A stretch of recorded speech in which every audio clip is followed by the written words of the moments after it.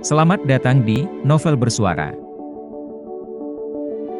Sebuah cerita yang berjudul Bunda, Bukan Wanita Malam. Episode 24. Oleh autor Kolom Langit. Dengan If sebagai pengisi suara. Selamat mendengarkan.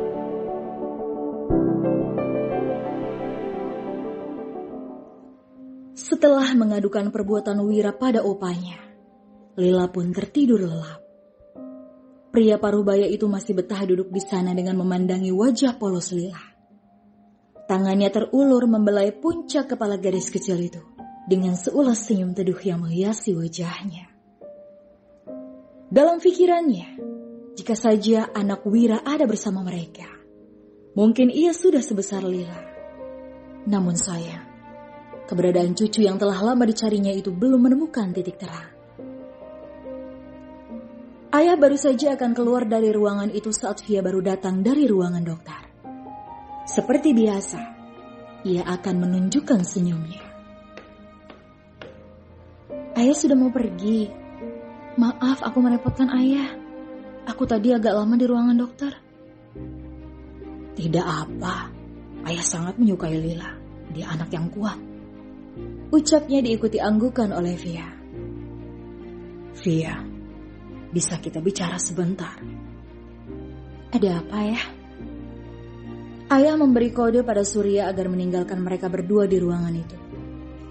Pria yang selalu setia di belakang tuannya itu pun segera keluar dari ruangan. Ayah merangkul Via dan membawanya untuk duduk di sebuah kursi, tidak jauh dari pembaringan Lila. Selama beberapa saat ayah terdiam. Rasanya belum sanggup berkata-kata. Via pun dapat melihat raut kesedihan yang tergambar di wajah ayah mertuanya itu. Ayah, kenapa? Kenapa kau menutupi keadaan yang sebenarnya, nak? Kenapa kau tidak mengatakannya pada ayah? Apa maksud ayah? Lila baru saja mengatakan bahwa Wira selalu menjahati kalian. Maafkan ayah, nak. Ayah benar-benar tidak mengerti kenapa Wira melakukan semua ini. Ayah pikir dia meminta izin untuk menikahimu karena dia mencintaimu. Setelah keadaan Lila membaik dan izinkan pulang, kalian akan tinggal bersama ayah. Tinggalkan Wira dan biarkan dia merenungi kesalahannya. Ayah tidak akan membiarkannya menyakiti kalian lagi.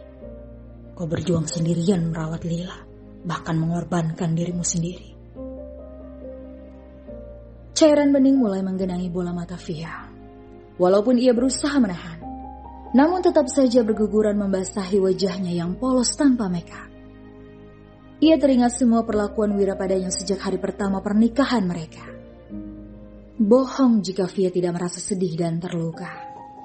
Layaknya seorang istri pada umumnya, Via juga mengharapkan kasih sayang. Namun yang sebaliknya, malah kebencian yang ia peroleh. Ayah, selain menjadi seorang ibu, aku juga seorang istri. Akan menjadi dosa bagiku jika pergi meninggalkan rumah tanpa izin suamiku. Aku mungkin terluka atas apa yang dilakukan Mas Wira. Tapi fitrahku sebagai seorang istri adalah untuk menutupi apa yang kurang dari diri suamiku. Bukan sepenuhnya salah Mas Wira kalau dia membenciku. Aku hanyalah seseorang yang akan berakhir sebagai wanita penghibur jika saja ayah tidak berbaik hati padaku. Dengan penuh kasih sayang, ayah mengusap pucuk kepala wanita yang menjadi menantunya itu. Via sangat berbeda dengan Syera. Sebab itu ia sangat mengagumi kedewasaan Via. Walaupun usianya masih terbilang sangat muda. Via, Wira hanya tahu cara menyakitimu. Tinggallah bersama ayah dan ibu. Ibu juga pasti akan sangat senang kalau kau dan Lila tinggal bersama kami. Sekali lagi ia berusaha membujuk Via. Wira sudah menyia-nyiakan istri sebaik dirimu. Beri dia hukuman yang sepantasnya. Apakah layak bagi seorang istri untuk menghukum suaminya, ayah? Tapi apa dia pernah menjalankan kewajibannya sebagai seorang suami? Tidak, dia mengabaikanmu. Bahkan dia memberi kalian sebuah kamar yang tak layak. Air mata Via semakin mengalir deras. Ada luka di hati yang sangat dalam. Mas Wira hanya manusia biasa.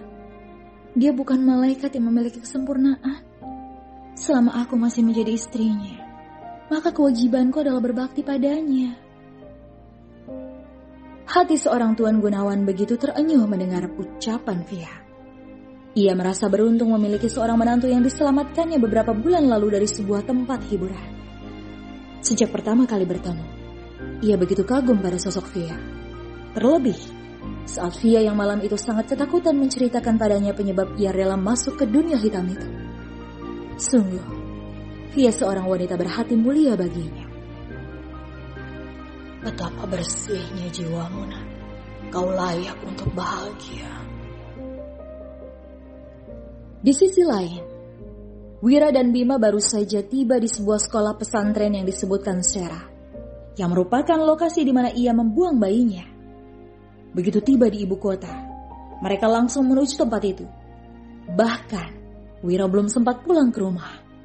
Bima hanya meminta seorang sopir menjemput mereka di bandara. Sera bilang dia membuang anakmu di sini, ucap Bima menatap bangunan sekolah itu. Sejenak Wira mengalihkan pandangannya pada sebuah tempat yang begitu dikenalinya. Panti asuhan Kasih Bunda, tempat tinggal Via dan Lila sebelumnya. Ayo, kita tanya pada penjaga sekolah itu. Semoga dia tahu sesuatu. Bima menunjuk seorang pria paruhbaya yang sedang duduk di pos penjaga sekolah itu.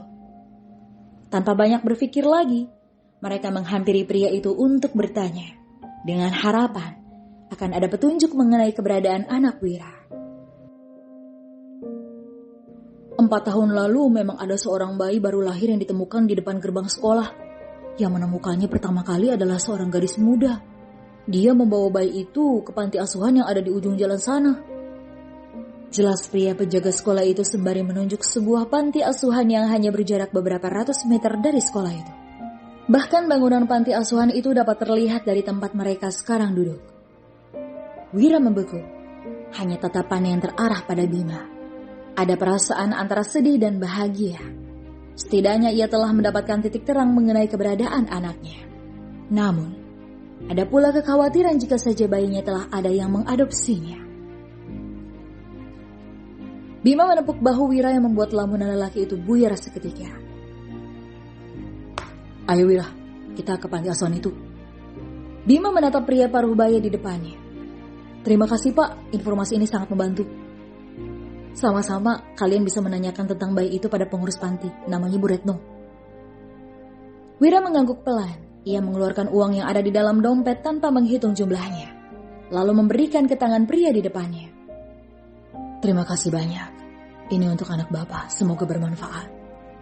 Ucap Wira membuat pria penjaga sekolah itu heran sekaligus senang. Namun ia terlihat masih bingung dengan dua pria itu. Setelah berpamitan, mereka segera menuju panti asuhan Kasih Bunda.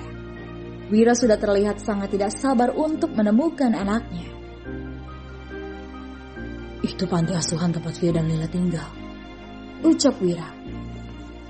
Iya, aku tahu, jawab Bima. Setibanya di panti asuhan itu, Wira dan Bima disambut baik oleh Bu Retno, wanita paruhbaya pengurus panti asuhan. Ia membawa Bima dan Wira untuk berbincang di ruang tamu. Nak Wira, bagaimana keadaan Lila dan Via? Sejak Nak Wira menikah, Via tidak pernah kemari lagi selain saat datang menjemput Lila, tanya Bu Retno. Seketika Wira terdiam. Penyebab Via tidak pernah berkunjung lagi ke panti asuhan itu adalah karena syarat pernikahan yang diajukan Wira padanya. Via sedang sibuk, Bu. Lain kali aku akan memintanya kemari. Baiklah, Ibu sangat merindukan Lila. Sejak dia ikut Via, rasanya panti asuhan ini jadi hampa. Bima memberi kode pada Wira agar segera menyudahi basa-basi itu dan segera menanyakan maksud dari kedatangan mereka ke panti asuhan itu. Bu, sebenarnya aku kemari untuk menanyakan sesuatu. Ada apa, Nak Wira? Entah harus memulai dari mana menjelaskan. Wira terlihat bingung, sehingga Bima membantu menjelaskannya. Bu, maaf kalau kedatangan kami mengejutkan. 4 tahun lalu, Wira kehilangan istrinya dan anaknya yang baru lahir. Menurut informasi yang kami kumpulkan, seorang gadis menemukan bayi itu di gerbang sekolah dan membawanya ke panti asuhan ini. Apakah 4 tahun lalu memang ada seorang bayi perempuan yang ditemukan di depan gerbang pesantren di sebelah? Tanya Bima pelan-pelan. Wajah Bu Retno pun terlihat sangat terkejut mendengar ucapan Bima. Kedua bola matanya telah berair.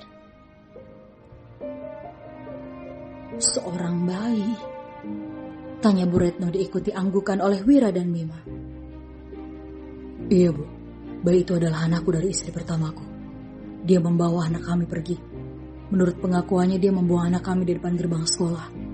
Kami baru saja mencari informasi di sana. Penjaga sekolah itu mengatakan seorang gadis membawa bayi itu kemari.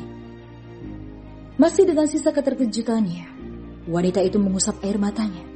Ia masih antara percaya dan tidak. Ya Tuhan, takdir memang tidak bisa ditebak. Ujarnya berusaha meredam tangisannya. Sehingga Bima dan Wira saling melirik.